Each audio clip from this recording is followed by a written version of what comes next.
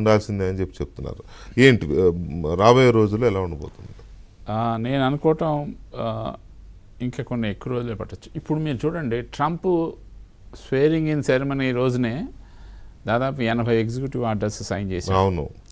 ఈ 10 రోజుల్లో కూడా ఏ రోజు ఎవరితో ఏం చేస్తున్నాడో కూడా తెలియని అంటే ఒక పక్క గాజా అంటాడు ఇజ్రాయెల్, మళ్ళీ ఇంకో పక్కనేమో ఈ WHO నుంచి బయటకు వస్తున్నా అంటాడు, ఇంకోసారి ఏమో చైనా దాని ట్రేడింగ్ నుంచి అంటాడు.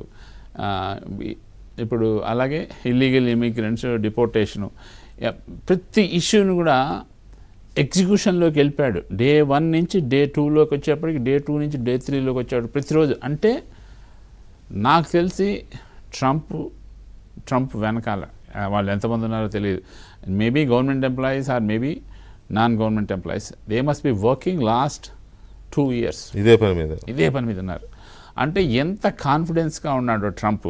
మీరు ఈవెన్ లాస్ట్ 1 year ఎనాలిసిస్ చూసినా కూడా ట్రంప్ నేను వచ్చేస్తా అని చెప్తూ వస్తున్నాడు. అవును, on par with government working వచ్చేసాడు. తన మీద ఎన్ని కోర్టు కేసులు ఉన్నా సరే ఈ నేనే ఉంటానని చెప్పాడు. రిపబ్లికన్స్లో కూడా ఎంతమంది యంగ్స్టర్స్ ఉన్నారు, అయినా సరే 80 ఏళ్ళు ఉన్న ఈయన్ని బైడెన్ రిపబ్లికన్ నామినీగా తీసుకోగలిగాడు, రాగలిగాడు.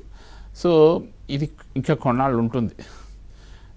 ఇది 6 నెలలు కావచ్చు, 1 year కావచ్చు. ఎందుకంటే అన్ని దేశాలు ప్రొటెక్ట్ చేసినా సరే, ఇప్పుడు జస్ట్ కొలంబియా అయినా మా దేశంలోకి రావడానికి వీల్లేదు, వాళ్ళకి హ్యాండ్ కప్స్ వేస్తా అన్నాడు అని వాళ్ళ ఫ్లైట్ పంపించాడు, తెప్పించేశాడు కూడా.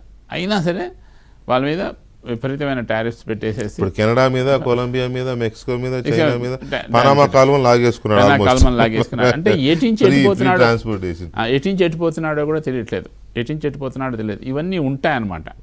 ఇప్పుడు అంటే జనరల్ టెండెన్సీ చూడండి, ఇప్పుడు డెమోక్రసీ నుంచి బయటకు వెళ్తాడా డౌట్. ఇప్పుడు చైనా ప్రెసిడెంట్ జిన్పింగ్ నేను ఎప్పటి వరకు నేనే ప్రెసిడెంట్ అన్నాడు. రష్యా కూడా అంతే కదా, ఇప్పుడు రష్యా పుతిన్ అన్నాడు. ఇది ఒక ట్రెండ్ నడుస్తుంది. సో ఇప్పుడు ఆయన కూడా ఏంటంటే డెఫినెట్ అంటే దాని కాన్స్టిట్యూషన్ ప్రకారం ఎవరైనా సరే 2 terms కంటే చేయటానికి లేదు, ఇంకో టర్మే ఉంటాడు. అయితే ఈ టర్మ్ మొత్తంలో ఏంటంటే ఇప్పుడు ఈ డిపోర్టేషను, ఈ అంగం అంతా కూడా ఇట్స్ ఎ క్లియర్ మెసేజ్. ఇందాక చక్రవర్తి గారు కూడా చెప్పారు, క్లియర్ మెసేజ్ అన్నమాట. మీరు ఎలా పడితే అలా ఈ దేశానికి రావడానికి వీల్లేదు, దట్స్ ఇట్. ఇది చెప్పాలంటే ఒక బోర్డర్ వాల్ కట్టిన దానికంటే ఎక్కువ ఇది. అంతే కదా, బోర్డర్ వాల్ కట్టిన దానికంటే ఎక్కువ ఇది. ఇక మన దూకుతారో కానీ ఈ భయాన్ని అయితే దూకలేరు కదా, ఇకపోతే మన స్టూడెంట్స్ దగ్గరికి వచ్చేప్పటికి స్టూడెంట్స్లో కూడా 2 రకాలు ఉన్నారు. ఒకళ్ళు ఏంటంటే నిజంగానే వెళ్ళి చదువుకుని చేద్దాం అనుకొచ్చిన వాళ్ళు, రెండో రకం కూడా తీసుకుందాం. రెండో రకం కూడా చదువుకోవడానికి వెళ్ళి కొంచెం సంపాదించుకుని రావాలని. 3వ రకం వాళ్ళు ఉన్నారు, వీళ్ళు దే ఆర్ నాట్ డిసిప్లైన్డ్.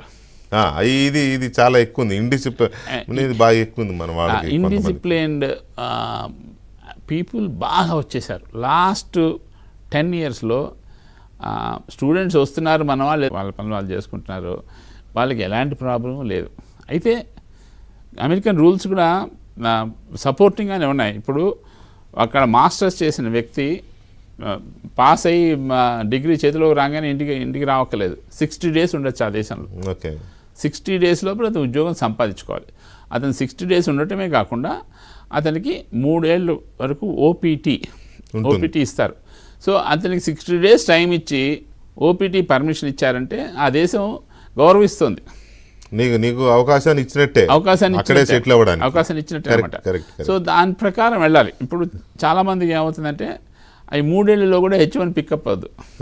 అప్పుడు వాళ్ళు ఏం చేస్తారంటే లీగల్గా ఉండటం కోసం ఇంకొక కాలేజీలో చేరతారు, మళ్ళీ కాలేజీలో చేరి మళ్ళీ ఇంకో ఓపీటీ తెచ్చుకుంటారు, దాని ఓపీటీ ఎక్స్టెన్షన్ తెచ్చుకుంటారు. అలా ఆ విధంగా లీగల్గా అన్నీ చూసుకుంటూ ముందుకెళ్ళే పద్ధతి కరెక్ట్. అలా కాకుండా ఇండిసిప్లిన్గా ఉన్న